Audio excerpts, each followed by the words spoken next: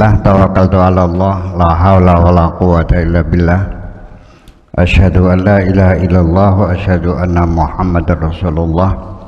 Allahumma salli ala Sayyidina Muhammadin wa ala alihi wa sahabatihi ajma'in, amma ba'd.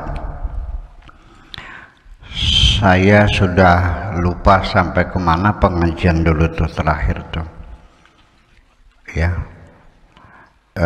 Di tengah pengajian Latahsan ini semakin berkembang dan pesertanya semakin banyak, tiba-tiba kita diterpa oleh Corona 19 dan sudah hampir 2 tahun lebih ya kita berhenti, dan sampai saya lupa sampai halaman berapa itu. Tapi kita mulai saja hari ini dari halaman 17. Bagi yang punya kitabnya silakan menyimak, yaitu Utrud al-faragha bil amal. Judulnya, usirlah saat-saat kekosongan kamu dengan bekerja keras. Usirlah kekosongan dirimu dengan bekerja keras.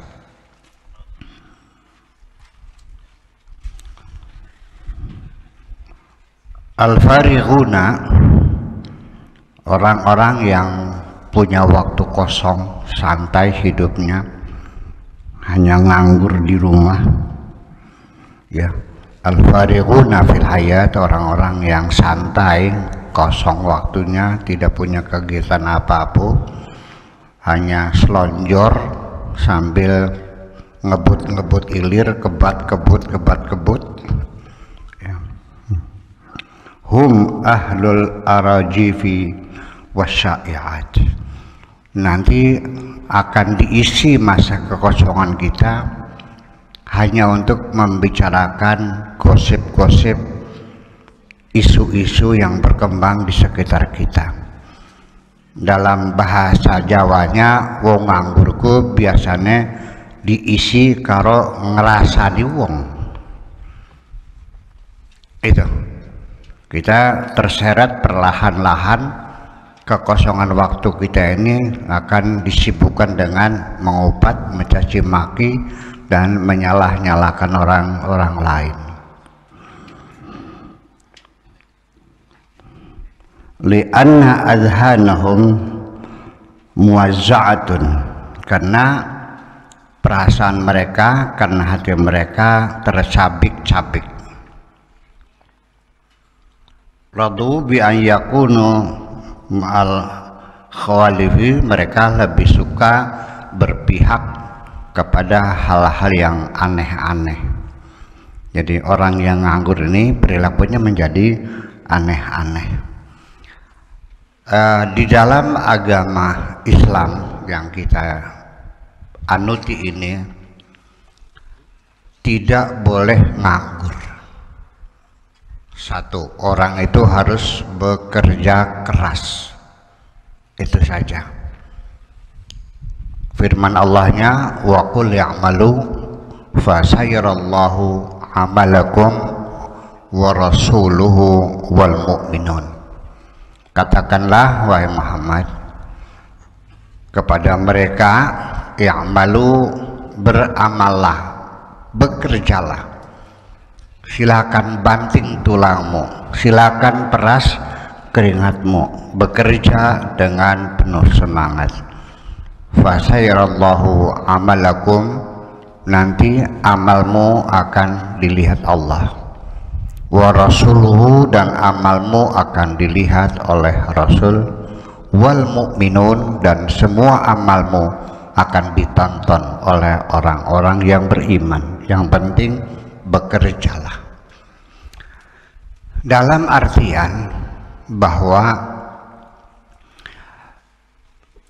gelas saja ketika airnya penuh, saya mau nanya ibu-ibu, kalau penuh air, udara bisa masuk nggak? Kalau diisi air sepenuhnya, udaranya masuk nggak? Ketika airnya dibuang, udara masuk nggak? Maka ketika kita dalam kekosongan, segala hal-hal yang negatif akan masuk dalam pikiran kita. Dalam artian bahwa banyak sekali, menurut penelitian saya, banyak sekali orang ini bercita-cita ingin hidup santai, berkeinginan bisa menghimpun harta sebanyak-banyaknya, lalu akhirnya kita bisa hidup santai. Yang nyupir ada, yang ngangsu bak ada, yang pergi ke sawah ada, yang mejeti ada, yang nyuci baju ada, semuanya sampai bujangnya itu, babunya itu ada 26. Dan majikannya yang kaya itu selonjor sama mengipaskan kipas angin, kebat kebut, gelis mati. Iya, akan lebih percepat kematian. Karena apa? Akan muncul kolesterolnya, akan datang asam uratnya, akan naik kadar gulanya, akan meningkat tensinya, lalu lama-kelamaan mati. Karena bagaimanapun bahwa jantung kita berdegup itu tidak dengan sendirinya, tapi perlu guncangan-guncangan dari aktivitas kita bekerja sehari-hari. Untuk itu saya pesan kepada masyarakat apa perbutulan ini, ya perbutulan bagian wisugiga tetap baik untuk menggawe mah. Ya, sekalipun kamu sudah kaya raya, tetap kamu harus peras keringat dan banting tulang. Karena ini kewajiban. Allah bukan menyuruh kita ibadah, bukan menyuruh kita belajar, bukan menyuruh tujuannya apa. Yang penting gua kuliah malu, yang disuruh bekerja. Jadi yang penting itu kerjanya. Allah nyuruh kita belajar enggak? Nyuruh belajar enggak? Nyuruh pinter enggak? Enggak. Allah tidak menyuruh pinter kok. Yang disuruh oleh Allah itu kita belajar. Silakan mondar-mandir mencari pengajian, silakan cari buku-buku di perpustakaan, silakan dibaca pontang-panting, bolak-balik, nulis lagi, merekam ini, fotokopi, menulis lagi, meneliti dan sebagainya. Silakan. Itu thalabul ilmi fardhatun, mencari ilmu itu fardu. Jadi kalau pinter wajib enggak? Wajib pinter nggak Bu? Wajib belajar nggak? Wajib pinter nggak? Iya. Ibu-ibu tiap hari ngaji, ngajinya wakal, tapi bodoh yang dosa nggak? Enggak. Karena yang wajib bukan pinter, yang wajib ngaji. Ngaji terus goblok angger ya pur. Iya. Demikian juga Allah menyuruh kita berusaha, bukan nyuruh kaya kok. Ya Pak Profesor, ya betul nggak? Allah menyuruh kita bekerja, bukan menyuruh kaya. Ya, dan kalaupun kau kaya itu bukan karena kamu peras keringat. Allah menyuruhkan bekerja, wajib kasab, wajib usaha. Ya, adapun kaya tidak. Banyak nggak orang yang tiap hari peras keringat tapi angger melarat ya? Ada enggak? Lalu dosa enggak? Enggak kok. Ada enggak orang yang kaya tapi nganggur, duduk aja ya sambil ya kebat-kebut kipas angin sambil selonjor sehari-hari, minum kopi, ngerokok, ngobrol, duduk. Dosa enggak orang kaya itu? Dosa. Di mana dosanya? Karena tidak bekerja. Nah, hukuman Allah itu tidak menunggu di akhirat. Orang yang nganggur akan dihukum oleh Allah. Ya, sampai gagal ginjal, cuci darah, karena kolesterol, karena kadar gulanya meningkat, tensinya tinggi dan sebagainya, itu karena kita kurang gerak, kurang olahraga, kurang bekerja. Itu makanya kita harus meyakini yang penting kita bekerja keras. Kalaupun Anda berhasil, jangan mengklaim aku kaya karena aku bekerja keras. Jangan mengklaim aku ini kaya karena aku ini bekerja keras, banting tulang, peras keringat dan sebagainya. Bahwa sesungguhnya antara kerja keras, banting tulang dan peras keringat tidak ada hubungan kausalita. Hubungan kausalita, tanda kutip, hubungan kausalita. Sebabnya kaya karena peras keringat.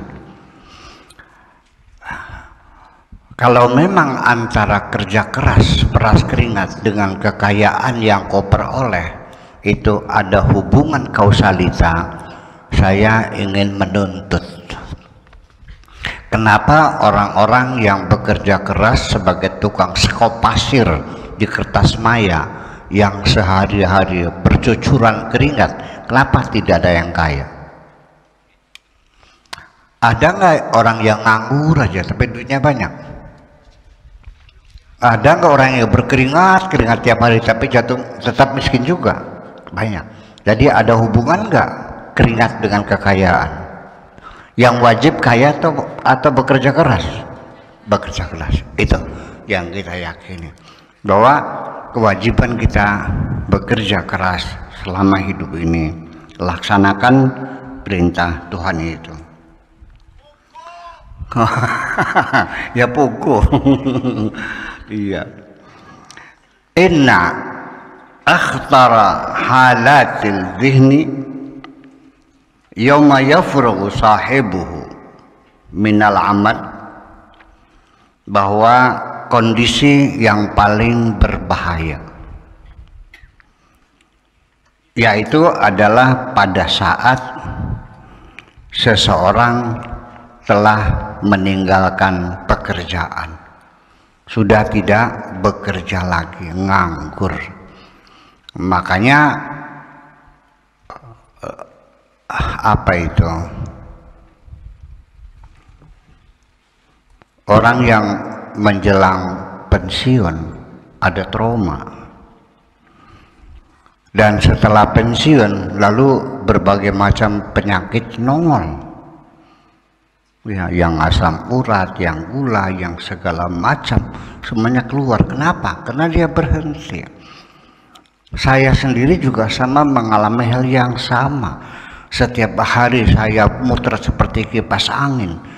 Ya, satu hari bisa 4-5 kali saya berceramah. Begitu kena COVID, saya tinggal di rumah.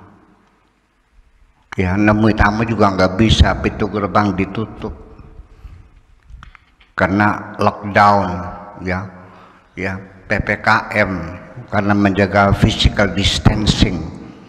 Dalam keadaan saya diam di rumah, ini saya kesaksian saya sendiri, kolesterolnya naik, gulanya juga naik, tensi juga naik. Di mana salah saya? Ya salah saya ya kalau tidak bisa menemui tamu, tidak bisa ceramah muter-muter, ya minimal olahraga dong di rumah, kan bisa.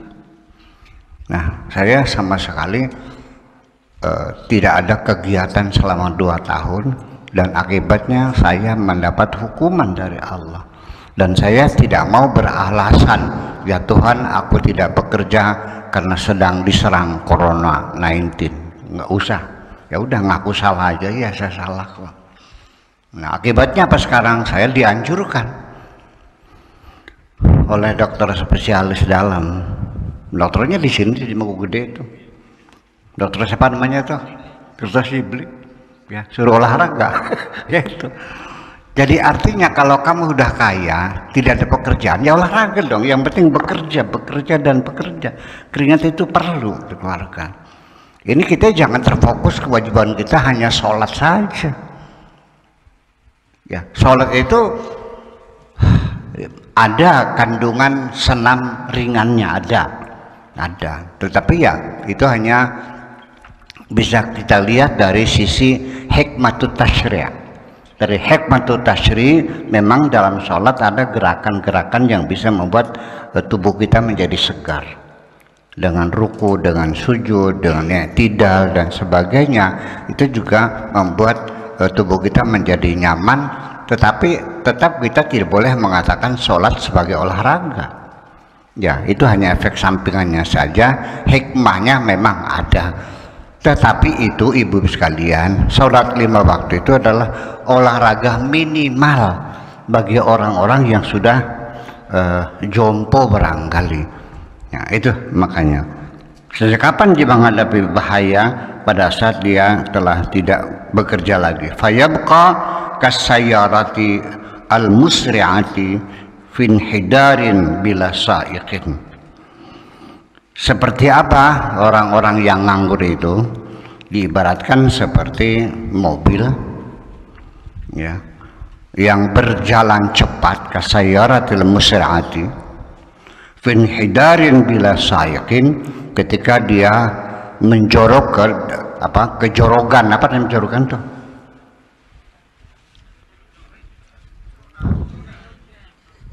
Jorok apa bahasa Indonesia yang jorok tuh? Iya, jorokan dah, jorok. Jangan menurun gitu. Iya. Jadi seperti kereta mobil yang sedang cepat di jorogan tanah gitu. Ya. Jorok menurun itu bila sa'iqin, tanpa supir. Seperti kayak mobil ya menjorok ke bawah tanpa supir. Tajnahu dzatal yamin wa dzatal shimal. Dia akan berbelok-belok ke kanan dan ke kiri, akhirnya menumpuk pohon besar. Itulah. Jadi artinya kita akan terseret ke bawah ya, tanpa supir, tanpa kendali, akhirnya ya belok kanan, belok kiri tidak terkendali. Yauma tajidu fi hayatika faraghan. Pada suatu ketika engkau menemui kekosongan dalam hidupmu, tidak punya aktivitas, tidak ada kegiatan-kegiatan, tidak ada pekerjaan-pekerjaan, nganggur ya. Fi hayatika faraghan fatahayya hinaha lil hammi wal ghammi wal faz'i, maka bersiap-siaplah engkau akan menghadapi kegelisahan, kecemasan, dan ketakutan. Orang nganggur itu segala macam perasaan muncul, ya, rasa cemas, rasa takut. Ya, jangan dikira lalu orang-orang yang santai diam itu enak. Saya seringkali dan menjadi standar ketika ada orang sedang mengalami gangguan psikologis, apakah itu trauma, apakah itu kecemasan, apakah itu kegaduhan, ya, kemarahan, kesedihan karena suaminya berselingkuh, atau karena kematian anaknya, atau juga menghadapi penyakit yang tidak bisa disembuhkan dan sebagainya. Saya mengatakan bahwa yang paling efektif adalah untuk mengurangi rasa sakit itu kita alihkan. Kalau sakit gigi jangan digucel-gucel, aduh sakit tambah sakit. Alihkan penderitaanmu itu dengan kegiatan-kegiatan lain, mengalihkan perhatian. Rasa sakit kita juga akan berkurang.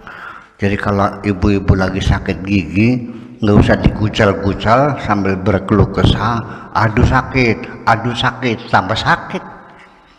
Masih mendingan cari sapu, lantai di sapu, gombal-gombal yang kotor dicuci, yang sudah kering disetrika, bikin masakan yang enak-enak buat suami, dengarkan lagu-lagu Celine Dion, atau baca Al-Quran, atau cari tasbih, diputerkan sehari-hari, war saprotole. Nah, dengan kesibukan semacam itu dengan metode mengalihkan perhatian, rasa sakit kita akan berkurang kok. Bahkan kita lupa sama sekali tidak merasakannya. Fokus, terkonsentrasi, itu saja yang jadi persoalannya. Jangan biarkan kita tenggelam dalam kekosongan, sangat berbahaya sekali. Termasuk juga gelombang-gelombang negatif yang mungkin ada kiriman kepada diri kita, katakanlah sihir, santet dan sebagainya. Bagi yang percaya ya, yang tidak ada masalah, bahwa kiai nggak bisa disantet kok. Kenapa? Karena sibuk banyak berzikir. Presiden juga nggak bisa disantet. Kenapa? Karena sibuk ngurusin rakyat. Jadi orang yang sibuk nggak bakal kena santet. Udah nggak usah pakai jimat lagi, yang sibuk aja dah. Ya. Jimatnya kesibukan. Habis kerja ini yang lain lagi kerjaan. Dan kita dalam kerja itu harus selalu meningkat, bukan menurun. Makanya wa idza faragta fansab. Kalau sudah selesai pekerjaan kamu rampungkan, bukan santai, tapi bekerjalah semakin keras lagi. An-nasab itu artinya bekerja keras sampai secapek-capeknya. Saya ingin mengatakan kepada ibu-ibu khususnya, sesungguhnya enak jadi orang kaya atau enak jadi orang miskin? Kita nanya. Jadi orang kaya. Mari kita lihat orang kaya yang namanya Wakaji Carmun. Sawahnya itu 80 hektar. Pembantunya, bujangnya itu 26. Meja makannya 4 meter kali 8 meter. Segala masakan ada di atas meja.